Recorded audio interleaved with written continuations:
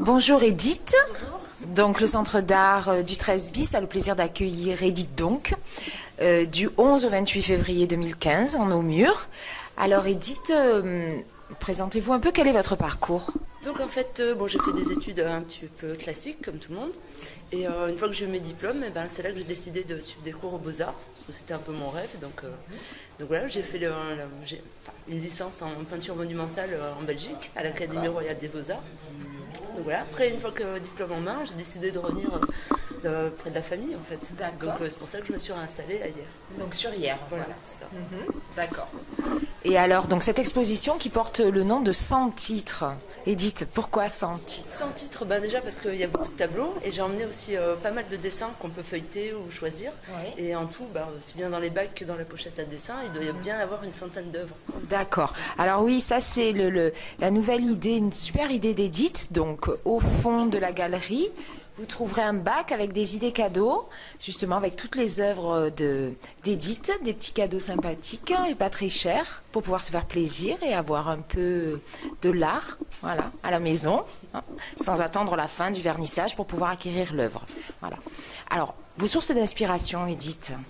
C'est un petit peu la société, un petit peu toutes les idioties ou les coups de poing, un petit peu les choses qui me touchent à cœur. Et du coup, j'essaye un petit peu soit de tourner en dérision pour alléger le sujet ou de le mettre brut tel quel pour soit en prendre conscience ou peut-être l'évacuer. Mais... D'accord. Et votre technique au niveau des acryliques. Et sur les toiles en noir et blanc, il y a certaines où je suis revenue en couleur à la glycéro, parce que j'adore la glycéro. D'accord. Moi, c'est assez difficile à travailler, mais je trouve que la couleur est très vive. D'accord. D'accord. C'est pour ça que certaines ont la glycéro, pas toutes. Mais, après, j'aime bien expérimenter, donc on voit bien. Et celle-ci derrière? Alors ça, c'est une des dernières qui me reste. C'est une série que j'avais fait tout au tampon dateur. Donc voilà, c'est vrai que ça avait beaucoup plu, donc j'ai pris celui-là. Il faudrait que j'en refasse. Voilà. D'accord. Un peu dur pour tamponner là. Mais... Et alors vos projets dans le futur? Là déjà, je sais qu'en mai, c'est en mai, je participe au street painting à Toulon. Et je fais aussi le off pour les vitrines de la galerie Lafayette. Après, je vais avoir aussi une expo personnelle à l'Impasse, à la Seine. D'accord. Voilà, ça c'est en mai aussi. Et puis on continue sinon avec l'association République Art. D'accord. Alors oui, parlez-nous de République Art, cette association que vous avez hier avec Jean-Éric. Donc pour l'instant, on est un petit peu en stand-by parce qu'on a changé de locaux. Et là, on a acquis un local vraiment plus important, donc il y a pas mal de travaux à faire.